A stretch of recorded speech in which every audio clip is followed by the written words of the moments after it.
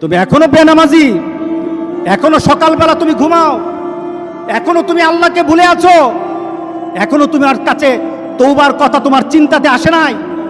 তুমি অনেক কিছু হতে পারো, তুমি মুসলমানের কাতারে থাকবা না। তুমি অনেক কিছু হতে পারো, তুমি ইসলামের কাতারে থাকবা না। যারা নামাজ পড়ো না, তুমি টের পাও না, মসজিদের দরজা তোমার জন্য বন্ধ হয়ে যাবে। তুমি মনে রেখে দিও, মসজিদের সাথে তোমার সম্পর্ক তোমার হয় নাই, তুমি জান্নাতের দরজাও তুমি খুলতে পারবা না।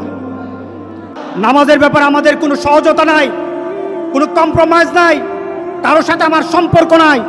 নামাজ আছে তো সম্পর্ক আছে, নামাজ নাই আল্লাহর সাথে তার সম্পর্ক নাই, আমার সাথে তার কোনো সম্পর্ক নাই। আপনি ঘোষণা দেন, পরিবেশ সুন্দর হয়ে যাবে, তওবা কবুল হবে, আল্লাহ আমাদেরকে রক্ষা করবেন, আল্লাহ আমাদেরকে রক্ষা করবেন ইনশাআল্লাহ। আল্লাহর কাছে তওবা করে করে কাঁদি, মাবুদ আমাদেরকে তুমি এই গজব থেকে বাঁচাও, আমাদের গজব থেকে বাঁচাও। আল্লাহ যেন সবাইকে হেফাজত করে, আল্লাহ যেন সবাইকে হেফাজত করে। নামাজ যারা পড়ে না, ঘাড় ধরে ধরে তাদেরকে আনেন। কেন নামাজ পড়বা না? তুমি মুসলমান, এই মুহূর্তে তুমি আমরা এক কাতারে দাঁড়াই। এটা যদি আপনার সন্তান হয়, ধরেন নামাজ পড়তে আসো। মুহাম্মদ সাল্লাল্লাহু আলাইহি সাল্লামের কথা কঠিন ছিল নামাজের ব্যাপারে। রাসূল সাল্লাল্লাহু আলাইহি সাল্লাম বলেছেন, তোমার সন্তান 7 নামাজ শিখাও, তোমার সন্তান 10 নামাজ না পড়লে তারে পিটাও। কে বলেছেন? কে বলেছেন? রাসূল বলেছেন। তাহলে রাসূল কঠিন হলেন না? নামাজের ব্যাপারে কঠিন না? নামাজের ব্যাপারে আমরা কখনো সহজ হব না। সুতরাং আমার রাসূলের কথা হলো, তওবা তো তখন পর্যন্ত। আমার আল্লাহ বলেছেন, লাইসাতিত তাওবাতু লিল্লাযিনা ইয়ামালুনা সাইয়্যাত। একটা মানুষ পাপ করার পর সে তওবাটাকে লেন্দি করে, তওবাটাকে সে দূরে সরিয়ে দেয়, মনে করে এখন না আরো পরে তওবা করব, খালি পরে করতে থাকে। তার জন্য তওবা নাই।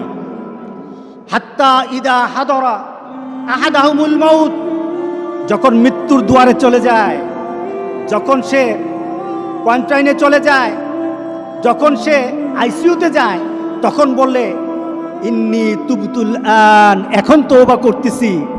আল্লাহ বলেন, এটা আমার কাছে তওবা না। যারা এইভাবে তওবা করে তাদের তওবা, আল্লাহ বলেন লাইসাতিত তাওবা, এটা তওবা নয়, এই তওবা আমি কবুল করি না।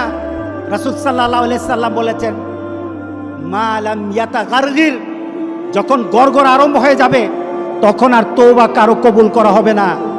গোটা পৃথিবীর মধ্যে কিন্তু গড়গড়ার পর্যায়ে চলে আসছে। এখনই আমাদেরকে ফিরে আসতে হবে, আপনাদেরকে একটা সুন্দর পরিবেশে চলতে হবে।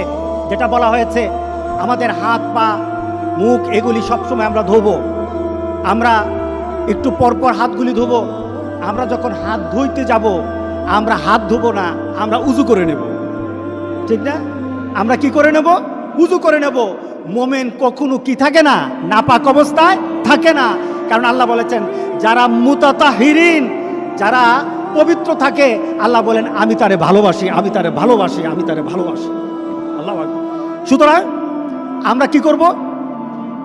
হাত মুখ সবসময় ধোব। এখন ধোয়াটা হবে আমাদের উজু। বাথরুম থেকে আসলেন উজু করবেন, যখন খাওয়া দাওয়াতে বসবেন হাত ভালো করে ধোবেন। আপনি নামাজ পড়বেন, 5 ওয়াক্ত নামাজ 5 বার আপনার জন্য উজু। আপনি যখন কোরআন তেলাওয়াত করবেন তখন উজু। আপনি চিন্তা করলেন এখন আমি একটি ইবাদত করবেন, উজু করে নেন।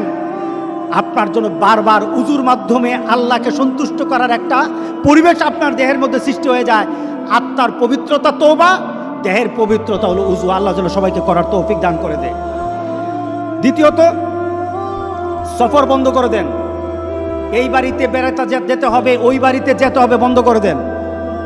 এটা নাজায়েজের কিছু না, শরীয়ত বিরোধী কিছু না। রাসূল সাল্লাল্লাহু আলাইহি সাল্লাম বলেছেন, এই ধরনের পরিবেশ হলে এক এলাকায়, যে এলাকায় হয়েছে ওই এলাকায় ঢুকবা না, আর ওই এলাকার মানুষ বের হবে না। এটা রাসূলের কথা। এখন মহামারী কোনো এলাকায় নাই, গোটা পৃথিবীতে হয়ে গেছে। বের করে যাবে না, ওই এলাকায় গেলে বাঁচা যাবে, মহামারী হবে না, এমন কোনো জায়গা বাকি নাই। গোটা পৃথিবীর সবটাই এখন মহামারীর স্থান হয়ে গেছে। বাঁচতে হলে নিজেকে একটু কন্ট্রোল করে আল্লাহর কাছে সাহায্য চাইতে হবে। কার কাছে সাহায্য চাইতে হবে? আল্লাহর কাছে। দ্বিতীয়ত, বাজারে দরকার আছে, বাজার আপনি যাবেন, তবে স্বভাব সুলভ বাজারে যাওয়া হবে না। স্বভাব সুলভ বাজারে যাবেন না। স্বভাব সুলভ কি? মন চায় বাজারে যান, মন চায় আড্ডা দেন, মন চায় চারশোলে বসেন, মন চায় দোকানে গিয়ে বসে থাকেন, এটা আর হবে না। কি বলেন? একটা সুস্থতা পরিবেশ ফিরিয়ে আনতে হবে। কি করতে হবে? আপনি আপনার ঘরেই থাকেন, আল্লাহর কাছে কাঁদেন, আপনি হেঁটে চড়ে, আপনি বাজারে আড্ডা দিয়ে, আপনি আরেক বাড়িতে গিয়ে আপনি তো তোবা করতে পারবেন না। আপনি ঘরের কোণে বসে থাকেন, আপনি দেখবেন চোখ দিয়ে পানি চলে আসবে। ফ্রান্স থেকে একটা ছেলে ফোন দিল আমাদের গ্রামের, মাসুদ নামে। সে বলতেছে, হুজুর আমাকে মাফ করে দিয়ে। বাহির থেকে যতগুলি ফোন আসতেছে শুধু মাপ চায়। আমি বললাম, তোমরা আমাকে মাফ করে দিও, আমাদেরকে মাফ করে দিও। হুজুর ঘরের মধ্যে আটকে আছি, বের হতে পারি না, দরজাটা খুললেই পুলিশ, দরজা করে বের হলে পুলিশ ধরে নেয়, ঘর থেকে বের হতে পারি না, একটা চিন্তার মধ্যে পড়ে গেছি। আমি চিন্তা করলাম, এই যে মাপ চাওয়া, তওবা করা, একটা মানসিকতা সৃষ্টি হওয়া,